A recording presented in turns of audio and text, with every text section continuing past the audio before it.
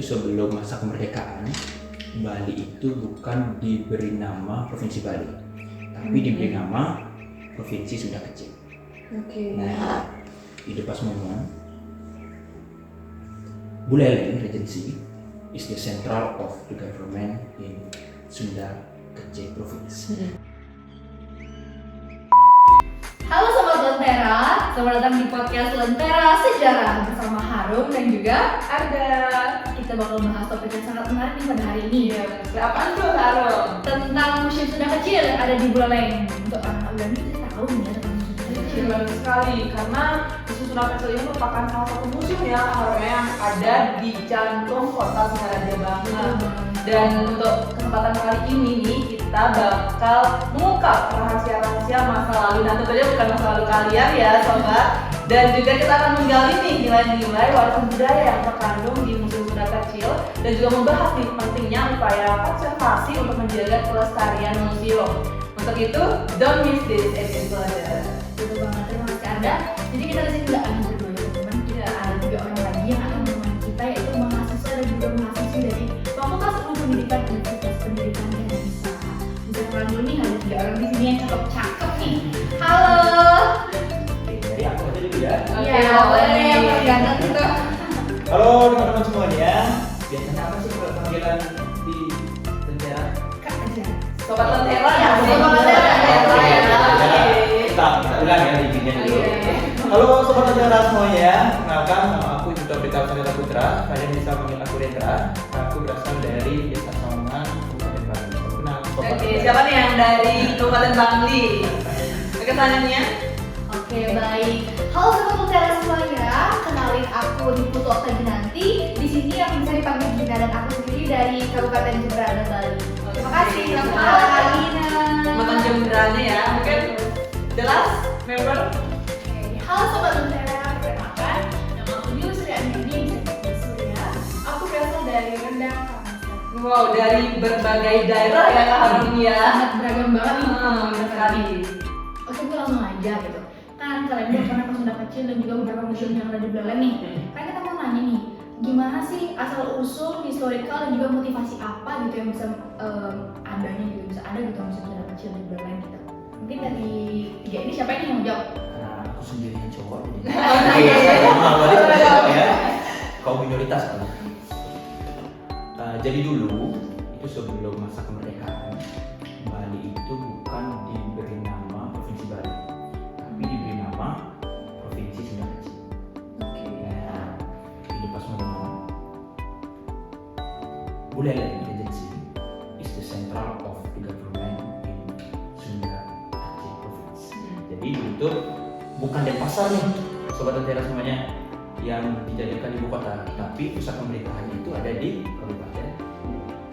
Nah, singkat cerita, dulu dalam sejarah itu the King of Buleleng Regency, that is the King Lapajasakti, itu tuh diasingkan.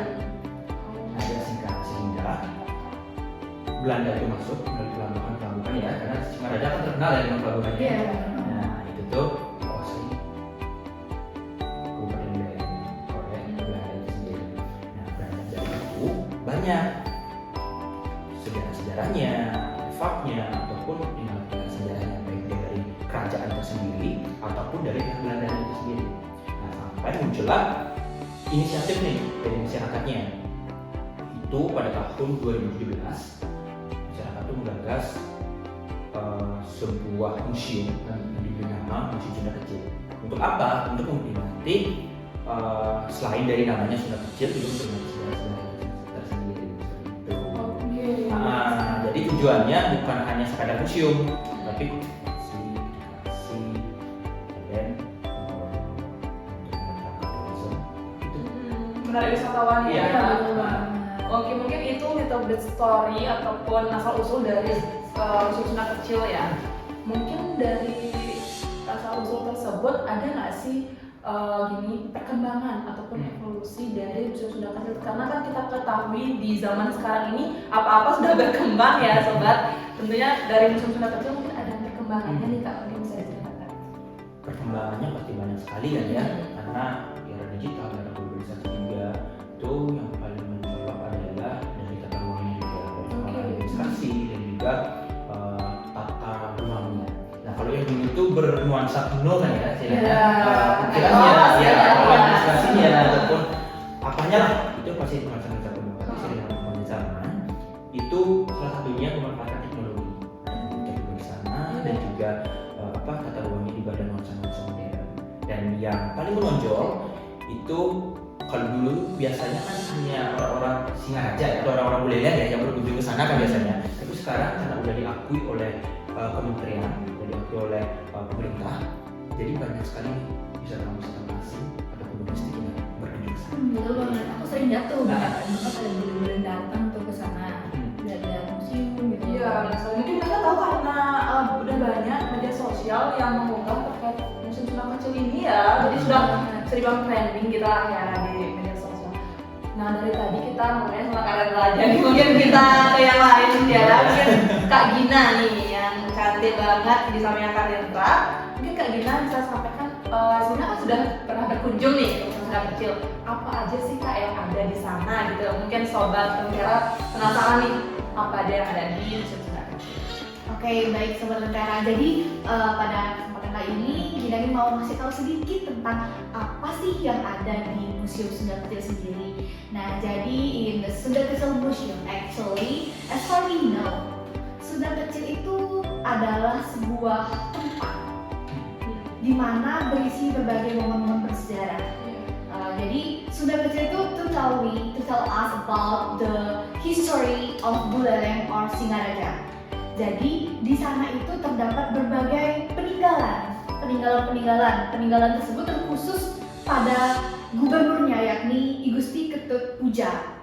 Nah, di mana di museum itu sendiri juga terdapat berbagai foto-foto yang berisi bagaimana sih kota Buleleng itu terbentuk gitu. Dan juga di sana terdapat berbagai dokumen-dokumen bersejarah di mana menceritakan asal-usul dari kota Buleleng yang kita kenal ini atau juga di kota Singaraja yang tempat kita berkuliah ini.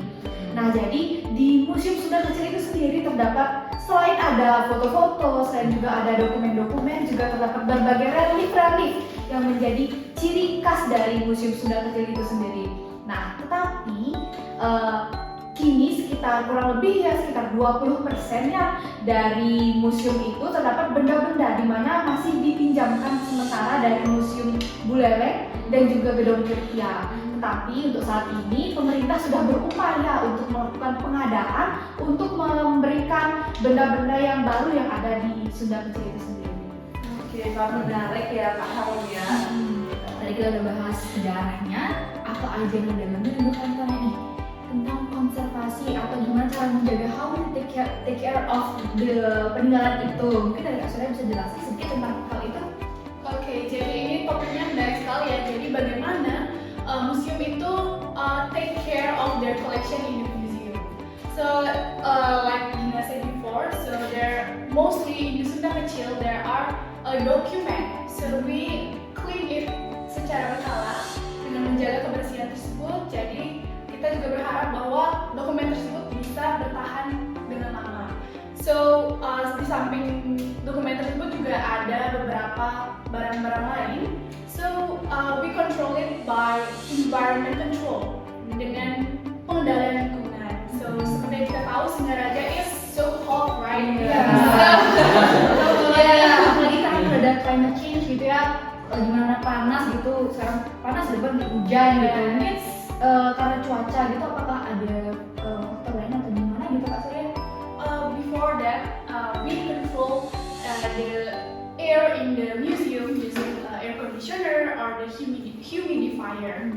So beside the air challenge, we also ada tantangan lain seperti pest, hama, juga serangga dan juga tikus. Jadi bayangin aja kalau misalnya benda-benda yang ada di museum itu diserang oleh hama seperti itu, pasti bakal rusak banget kan ya. So we also have a method that called pest control.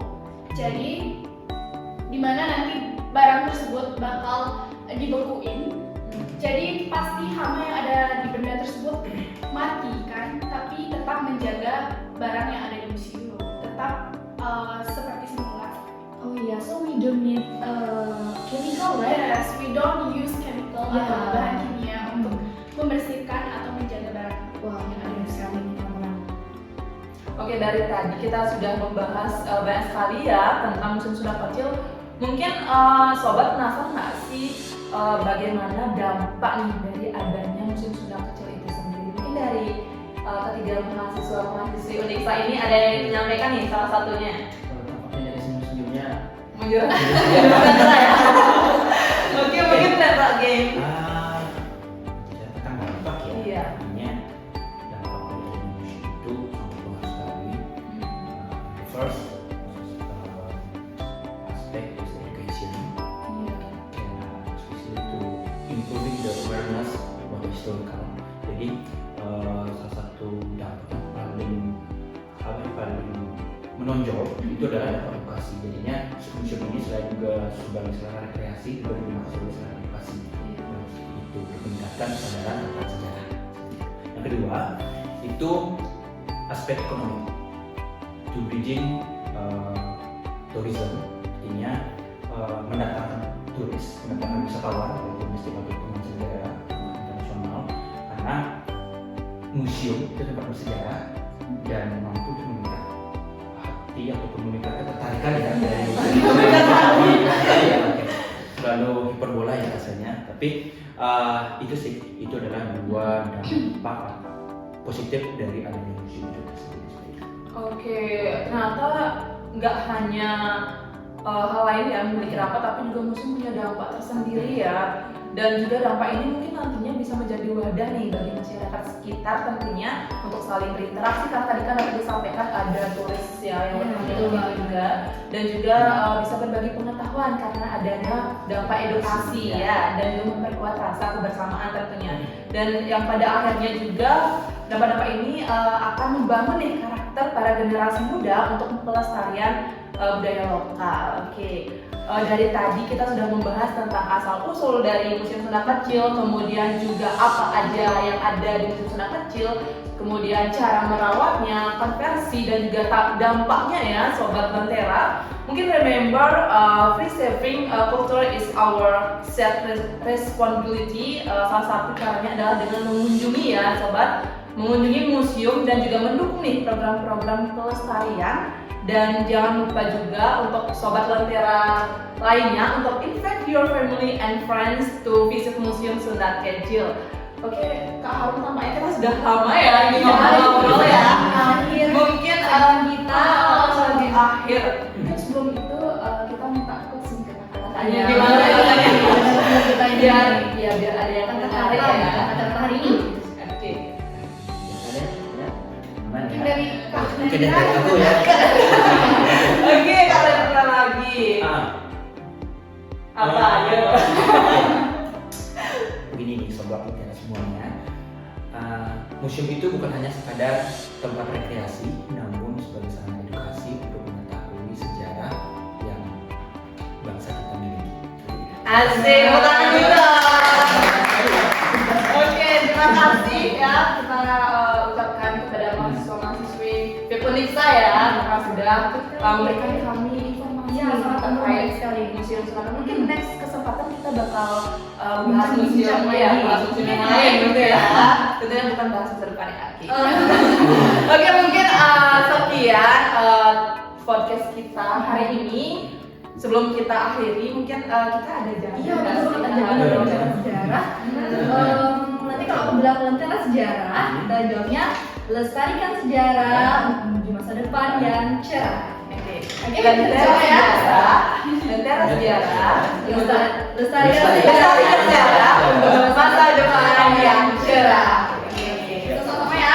Udah paham ini. Sudah. Oke, Mulai ya. Lentera sejarah, lestarikan sejarah